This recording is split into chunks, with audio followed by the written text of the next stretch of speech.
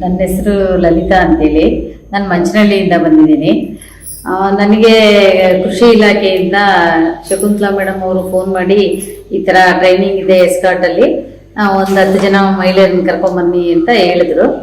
ನಾನು ಕರ್ಕೊಂಬಂದೆ. ಇಲ್ಲಿ ಇವತ್ತಿನ ದಿವಸ ಮಾಡರ್ನೈಸ್ ಆಗಿ ಈ ಟ್ರ್ಯಾಕ್ಟರ್ ಬಗ್ಗೆ ಟೆಕ್ನಾಲಜಿ ಎಲ್ಲ ತುಂಬ ಚೇಂಜಸ್ ಇದೆ. ಮತ್ತೆ ವ್ಯವಸಾಯದಲ್ಲಿ ತುಂಬ ಡಿಫ್ರೆಂಟ್ ಆಗಿ ಇವತ್ತಿನ ದಿವಸ ಲೇಬರ್ಸ್ ಪ್ರಾಬ್ಲಮ್ ಇರೋದ್ರಿಂದ ಯಾವ ತರ ವ್ಯವಸಾಯ ಮಾಡಿದ್ರೆ ಅನುಕೂಲ ಆಗುತ್ತೆ, ಎಷ್ಟು ಉಳಿತಾಯ ಆಗುತ್ತೆ, ಇನ್ನೊಂದು ಮತ್ತೊಂದು ಅಂತ ಎಲ್ಲ ಹೇಳಿದ್ದಾರೆ. ಮತ್ತೆ ಡ್ರಿಪ್ ಇರಿಗೇಷನ್ ಬಗ್ಗೆ ಅವರು ಮಾಸ್ಟರ್ ಒಬ್ರು ಆಂಜಿನಪ್ಪ ಅಂತೇಳಿ ಅವರು ಬಂದು ಅವರು ಡ್ರಿಪ್ ಇರಿಗೇಷನ್ ಬಗ್ಗೆ ಹೇಳಿದ್ರು. ಮತ್ತೆ ಯಾವ ತರ ಡ್ರಿಪ್ ಅಲ್ಲಿ ಯಾವ ತರ ಶಿಲ್ಟ್ ಕಟ್ಕೊಂಡ್ರೆ ಯಾವ ತರ ನೀವು ಅದನ್ನ ಓಪನ್ ಮಾಡಬೇಕು, ಯಾವ ತರ ಯಾವ ಆಸಿಡ್ ಹಾಕ್ಬೇಕು ಅಂತೇಳಿ ಅವರು ತಿಳುವಳಿಕೆ ಕೊಟ್ರು.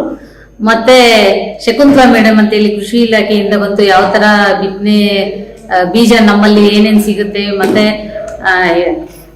ಕಟಾವ್ಗೆ ಮತ್ತೆ ಬಿತ್ತನೆಗೆ ಮತ್ತೆ ಕೂರಿಗೆ ಬಿತ್ತನೆ ಅದೆಲ್ಲ ಇದೆ, ಅನುಕೂಲ ಪಡ್ಕೊಳ್ರಿ ಅಂತೇಳಿ ಅವರು ತಿಳುವಳಿಕೆ ರೈತರಿಗೆ ಎಲ್ಲ ತಿಳುವಳಿಕೆ ಹೇಳಿದ್ರು.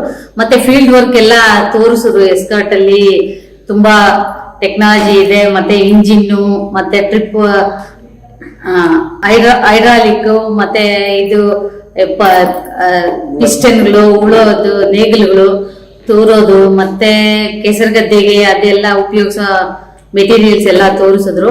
ಇನ್ನೂ ನೋಡೋದಿತ್ತು, ಆದ್ರೆ ಸಮಯ ಸಾಕಾಗದೆ ಇರೋದ್ರಿಂದ ನಾವು ಇಲ್ಲಿಗೆ ಇನ್ನೊಂದ್ ದಿವಸ ಟ್ರೈನಿಂಗ್ ಬರಬೇಕು ಅಂತ ನಾವು ಇಷ್ಟಪಟ್ಟಿದ್ದೀವಿ. ಮತ್ತೆ ಇನ್ನೂ ಕಲಿಯುವಂಥದ್ದು ಬೇಜಾನಿದೆ.